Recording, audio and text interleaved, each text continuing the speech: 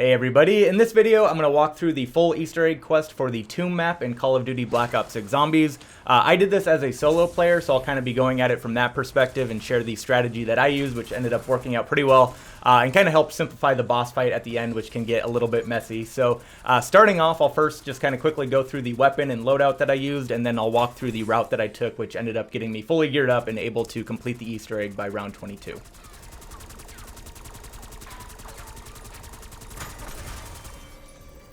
Alright, so taking a look at the weapon and equipment and overall loadout that I used for this. Starting with the weapon, I used the Krig C. Obviously, other options will work if you have a preference there, but this one seemed to get the job done.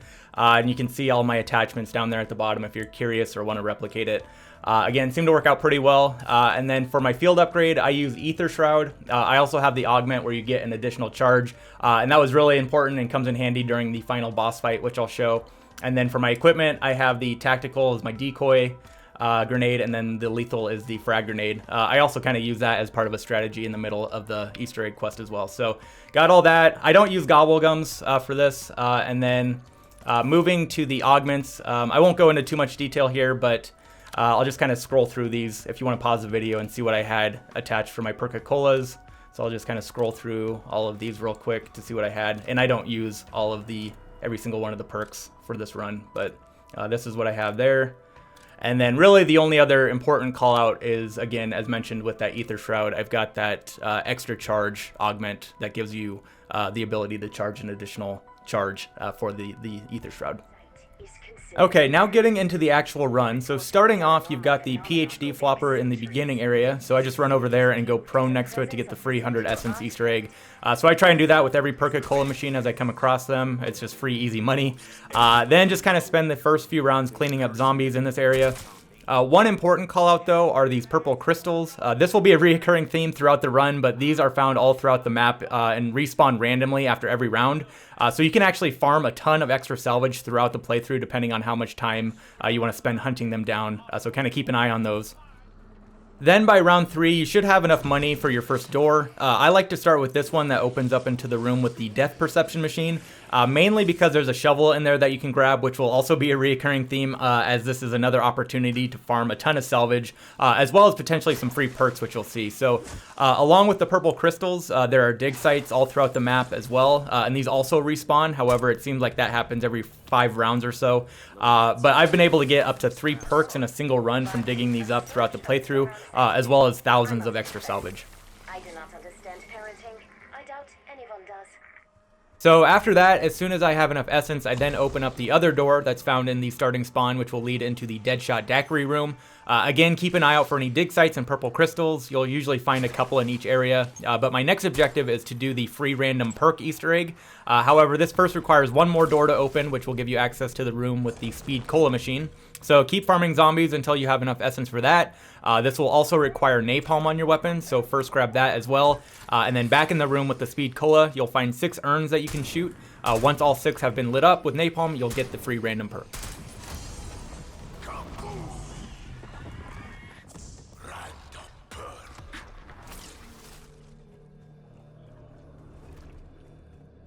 Now moving into the back part of the map, which is the subterranean temple. Again, you've got a couple dig sites you can find, as well as some crystals to farm.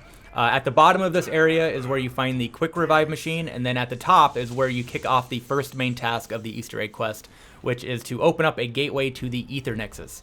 To do this, just simply place the amulet, which you start off with in your inventory, on the pedestal. This will then open up a portal, as well as 3 others that you can find throughout the map that are color coordinated. So this one's red, there's also a yellow, a green, and a blue one as well.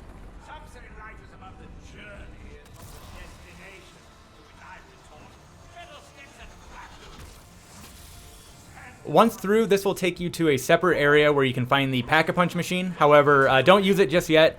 There's also these plants that you'll find that drop salvage. They do grow bigger if you leave them alone. However, I haven't quite figured out how that works yet, so there may be some other benefit that you can get from those. But going back to the Pack-a-Punch, there is an Easter egg here that we can do that will give you a free Pack-a-Punch upgrade, as well as a free cryo freeze ammo mod. So don't waste your essence using the machine. If you go up to the middle area and look up into the sky, you'll see this rock here.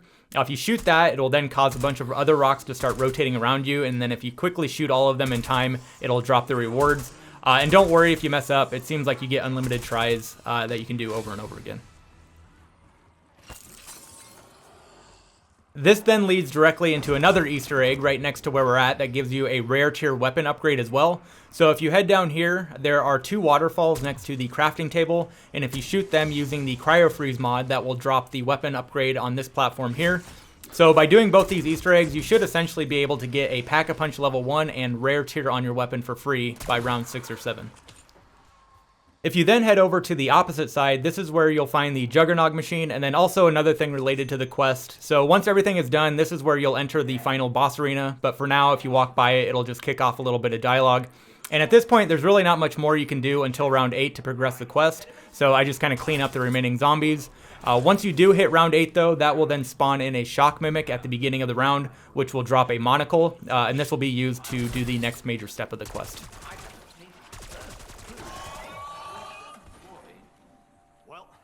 Tops the list of most traumatizing shit I've seen today.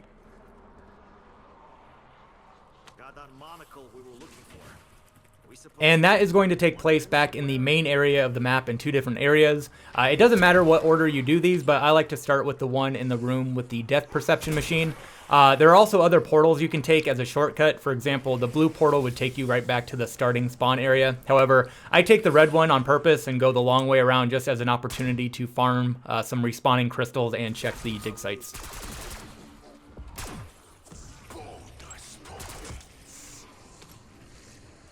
So once you get into the death perception room, this bowl mural is going to be what you want to keep an eye on. However, first my luck finally pays off as one of the respawning dig sites drops a deadshot daiquiri, so I was pretty happy about that. But the way this works is the monocle will now allow you to see Roman numerals on the wall. However, first you need to get light to shine on it, and you do that through these purple lanterns. It can be a bit tedious, but there is 1 flame in the room and 4 lantern positions. So if you shoot the lantern with the flame, it'll explode. You then have to wait, honestly, quite a while for it to respawn to another position. So you kind of have to keep doing that and repeating it until it gets to the correct spot to show the glowing Roman numerals on the wall. Once that happens, you then need to shoot all the Roman numerals in ascending order.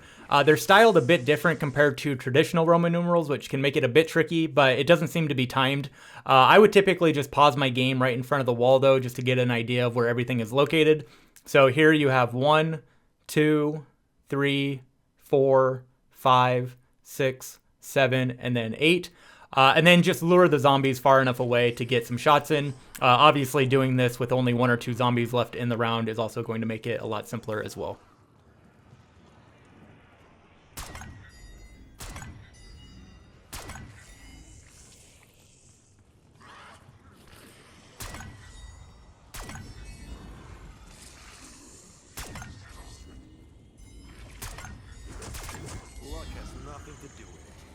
Once that's done, it'll start an event where you need to survive waves of enemies. It's nothing too serious though, and if you've got the Pack-a-Punch and rare tier upgrades from the Easter eggs, it should be pretty manageable. You'll also get a full armor drop halfway through, as well as a full ammo at the end, but there will be some Doppelghast and things like that spawn in, so just be prepared. After about 4 waves or so, it'll move back to the bowl mural, and upon completion, you'll get the first piece of the ice staff.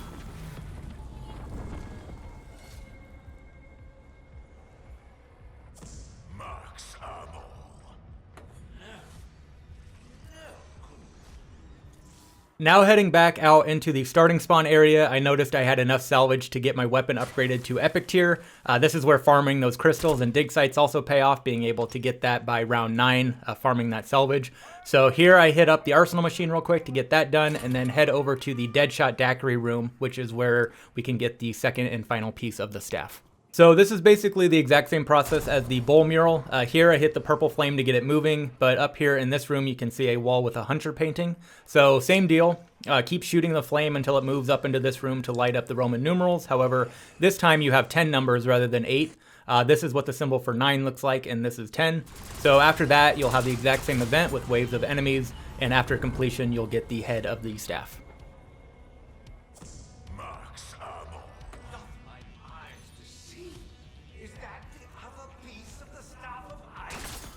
Next up, we've got to head back to the Aether Nexus to put the 2 staff pieces together, which will then create the Staff of Ice Wonder Weapon.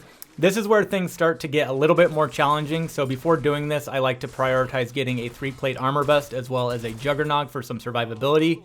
That being said though, I actually got pretty lucky again on a dig spot while moving the lanterns around in this room, and got a juggernog for free. And then I was pretty close to the 14,000 essence already needed for the 3-plate armor vest, so I headed down to the subterranean temple to grab that as well.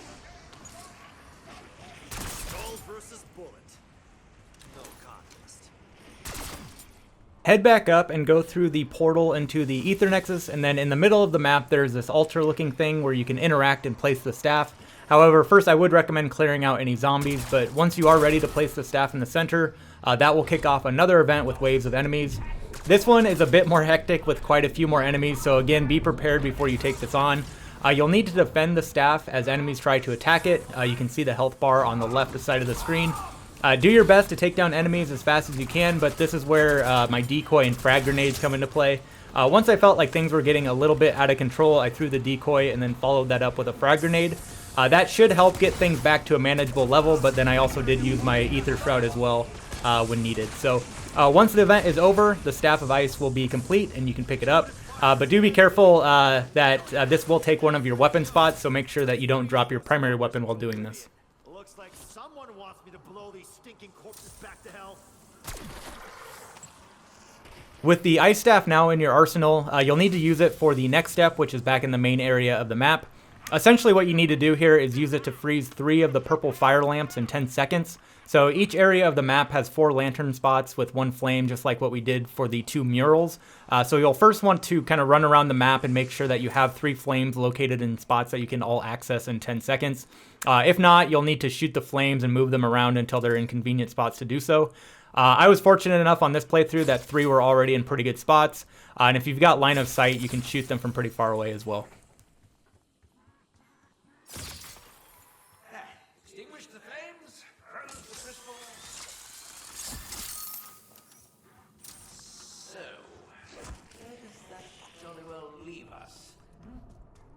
With that done, head back to the Aether Nexus again, and you'll now see 3 floating rocks up in the sky with glowing symbols that you need to shoot, which will then cause them to lower close to the ground.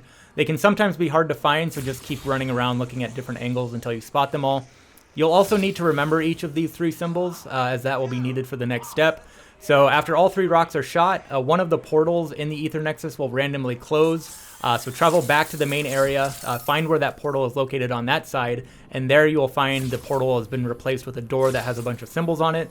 Shoot the 3 symbols that were on the rocks, and then travel through the portal. This will then teleport you up into the sky onto one of the floating rocks along with a purple orb. It is a pretty small platform, so be careful not to fall, but once you're ready, you can interact with the orb to kick off an event where you'll need to closely follow it around the map while enemies constantly spawn in. This one does seem to be pretty picky about completion. I failed it a few times and I wasn't exactly sure why, but I think you need to stay pretty close to the orb the whole time. And I'm also not sure if you need to kill a certain amount of enemies, as it doesn't really give you any sort of indicators. Sorry to interrupt your miserable shit-sucking existence.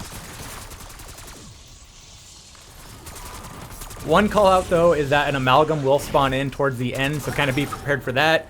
I'd also recommend utilizing the Ice Staff as well, as it can be pretty effective while doing this. Eventually though, the orb will make its way back to the altar where you originally got the staff, and then you can use it to upgrade the Staff of Ice into Ul's Arrow. This also gives you a full ammo refill when you do that, so don't be afraid to use as much of that staff ammo as you want before that. Anyone need a cold compress? As you can see in the middle of the screen, this upgraded staff comes with a few new attacks as well as a healing orb ability. This is used for the next step, which involves these 4 purple spires. Each one has a statue at the bottom, which correlates to a specific enemy challenge that you need to complete. This must also be done in order, starting with the Vermin statue, and you can tell that because it's got these blue stones on the tray. Use the healing orb of the staff on that to activate it and pick up the dark energy. You'll then need to take it to the corresponding statue that's back in the main part of the map, and for the Vermin statue, that's going to be located in the starting spawn area.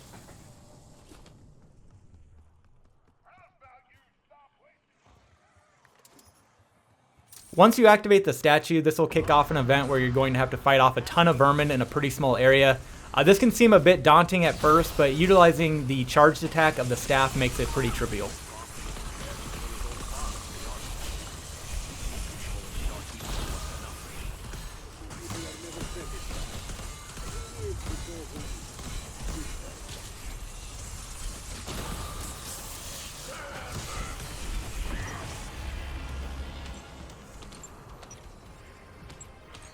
Once the event is complete, you'll need to pick up the energy again and take it back to the statue in the Aether Nexus. However, as you can see, I just got put into a Vermin round and you can't pick it up during that time.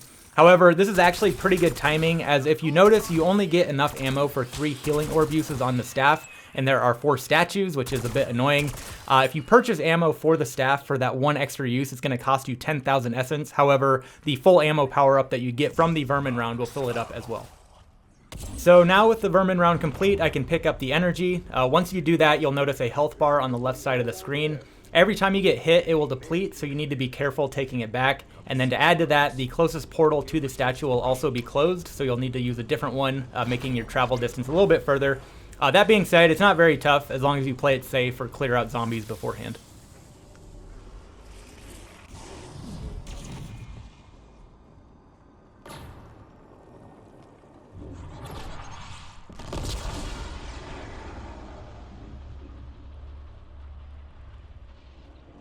Up next is the Parasite round. However, before that, I wanted to get Pack-a-Punch level 2, so I spent some time farming zombies.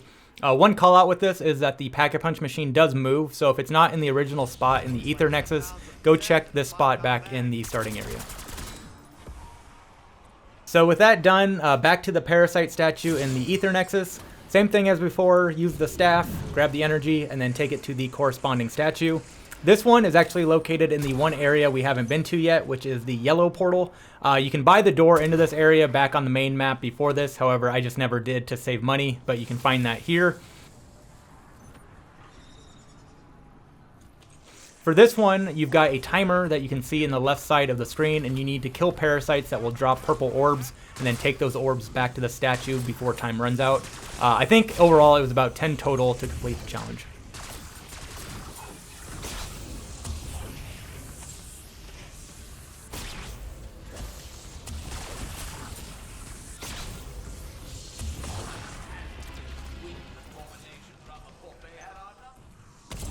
After that, grab the energy from the statue just like before, and this time the yellow portal will close. However, the red portal right next door is pretty close by.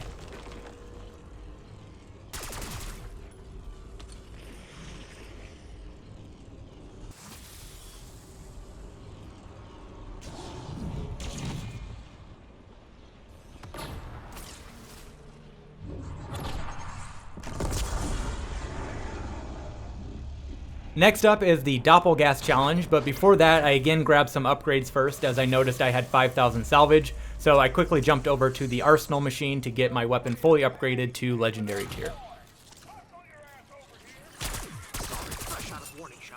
Alright, so with that we can now take on the Doppelghast, so I get that activated back in the Aether Nexus, and the corresponding statue for that one can be found back in the room with the Speed Cola machine. This one is fairly straightforward, especially with a legendary Pack-a-Punch level 2 weapon. Doppelghast will spawn in, kill them as they appear, and then you'll also need to deal with some purple lightning stuff on the floor, which is pretty easy to avoid.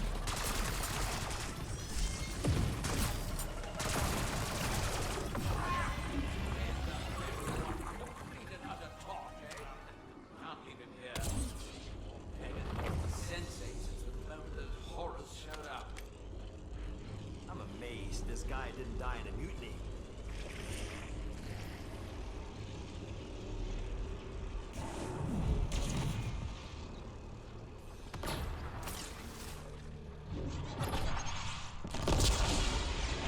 And then finally, last but not least, we've got the Amalgam. So after grabbing the energy, you can find the statue for that one down by the quick revive machine. So head down there, and for this one, you'll have one Amalgam that you'll need to kill. However, you'll also have to deal with some zombies that provide him shield protection. So just kind of damage dump on him, and then when you see the purple shield appear, kill the associated zombie, and then keep damaging until dead.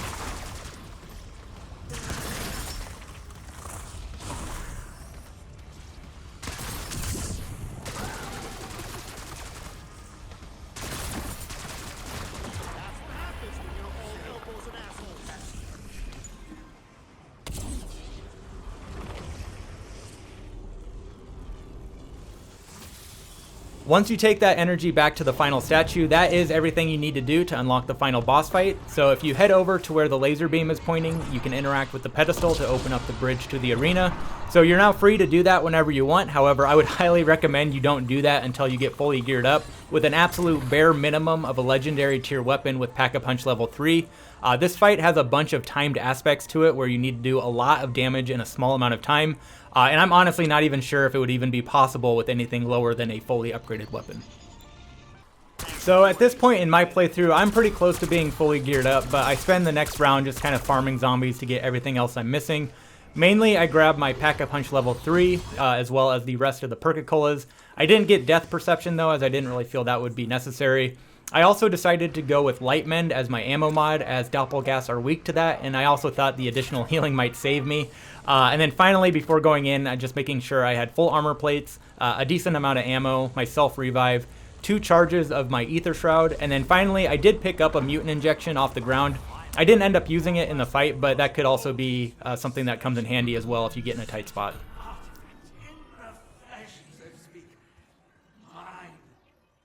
Okay, so here we go.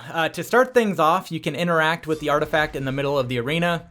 This is essentially what you're going to have to do damage to in order to deplete the health bar. However, for the first little bit, you're not going to be able to do much. As you can see here, I try and shoot it, and for the time being, it's immune. And it's going to be that way for a large portion of the fight.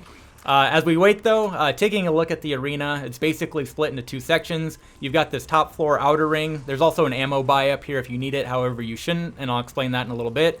And then the bottom floor, which almost kind of feels like a cave, that's where we're going to be spending the majority of our time, as it gives us protection from those laser beams that are spinning around, which are extremely deadly. So at the start, I'd recommend heading to this spot here, and probably the biggest advice I can give for this fight is do not be afraid to use your staff ammo. Spam the charged attack as much as you need it.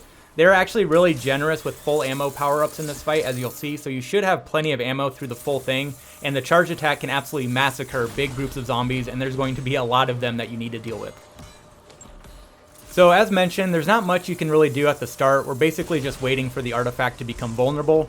It moves vertical up and down while spinning, and then after a few cycles of that, when it reaches the top, it'll turn purple. There's also a bit of an audio cue as well when it does it, but be prepared for it to turn. Also, if you can try and pre-charge an Ice Blast to clear out any zombies, this will allow you to damage dump on the artifact without interruption. And you really need to focus damage, as there is a time limit, and if you don't do enough damage before it goes immune again, you basically lose any progress.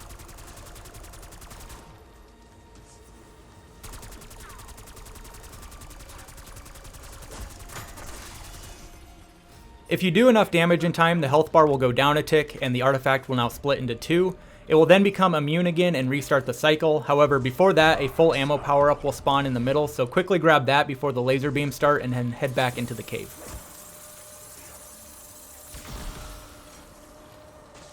Keep spamming the charged ice staff attack as needed, and eventually the artifact will head back up to the top and become vulnerable again. Just like last time, try and time this as best you can and pre-charge a staff attack before you damage dump to clear out zombies.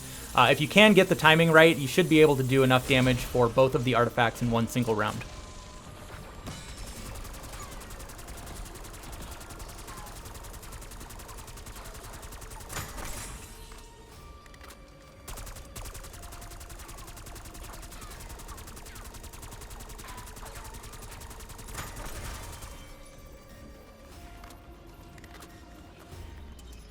Grab the ammo, head back into the cave, spam ice attacks, and then you'll have one final round where you need to damage the artifact before we head into the next phase where things really start to get messy. So grab the ammo again after that, head into the cave, and get ready.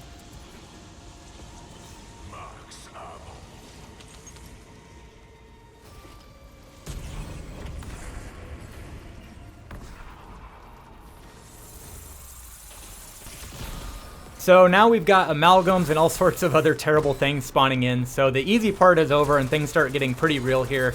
Rather than the artifact being in the middle, it now possesses an elite or special enemy that will change each round. These do a ton of damage as well. If you look at the hit I just took, it almost one-shots you. So basically, the cycle now is that you need to first kill this possessed enemy, it'll drop the artifact, and then you need to damage dump on the artifact before it goes immune again. If you don't do enough damage in time, things are going to reset, and then you have to do it all over again. So that first one actually went really well. Again, if you can use the charged attack of the Ice Staff as much as possible to take care of all the minions first, and then isolate the possessed enemy, it can make things a lot easier.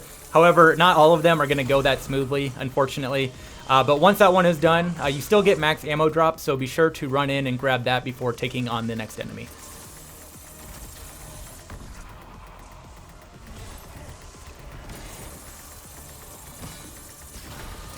And for this one, we've got a Doppelghast, so this is where using the Light Mend ammo mod comes into play, as they're weak to that. However, I do get careless and take a pretty big hit, but with the Light Mend, he goes down pretty quickly.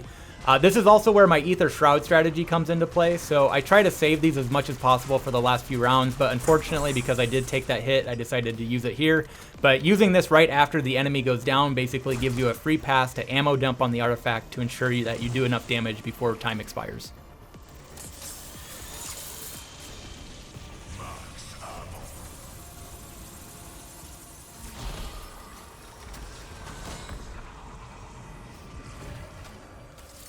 Here I just cut out like a minute of footage where I basically was just running circles around the bottom area trying to farm some armor plates. But here you can see the next artifact enemy, really just doing more of the same, spamming charged ice attacks, running around the map, trying to isolate him and look for good openings. But unfortunately though, I didn't realize I killed him while running loops and came across the artifact at the last second, so I had to do this cycle over again. But a minute or so later, here he is again, and I get a good opportunity to take him down, and then utilize the Aether Shroud again to play it safe. It does seem like the Aether Shroud refills rather quickly though, so it may be a good idea just to try and use it on every cycle.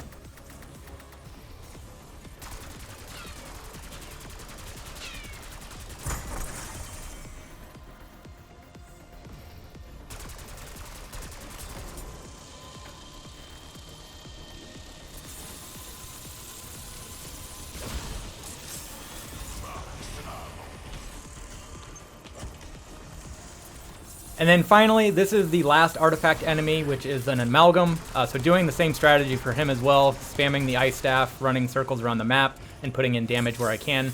Eventually, I do get him pretty low and have a good opportunity to take him down. My Aether Shroud had also refilled by this point already, so I was able to use that immediately after he died for an easy damage dump on the artifact.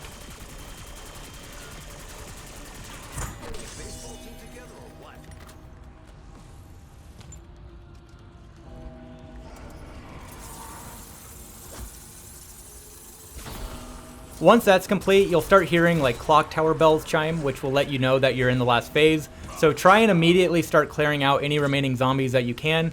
You're going to have a little bit of time to prepare while things get set up, but if you don't do this next step fast enough, there is a wipe attack that will insta-kill you. It's pretty manageable if you're prepared for it, but if you don't realize it's a timed event, it can definitely catch you off guard. But basically, once the artifact becomes vulnerable, at the top here, you need to do as much damage on it as fast as you possibly can. Again, it shouldn't be too much of an issue if you're ready for it, but you definitely don't want to get insta-killed after going through all of that.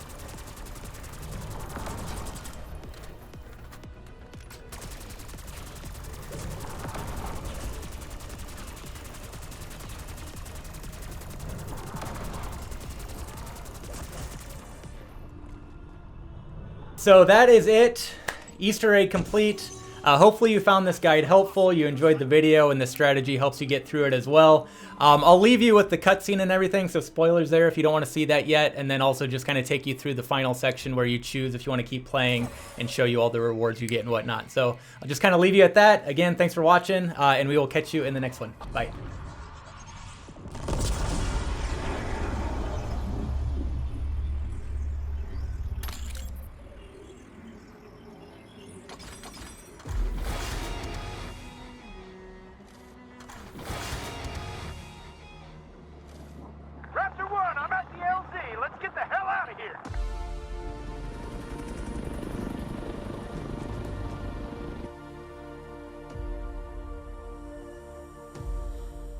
There is more to be done now that you've secured the Sentinel Artifact. Bring it directly to me. I have gathered every available file on the history and previous uses of this ancient device. It appears several times in the historical record. Some date back to ancient Egypt. I have deciphered steps to activate and control it. The artifact requires an infusion of exotic materials. Unique elements that can only be harvested here at Liberty Falls. I have already ensured everything we need is ready for your arrival. You will see your lost agent Maxis again soon. I'll be waiting.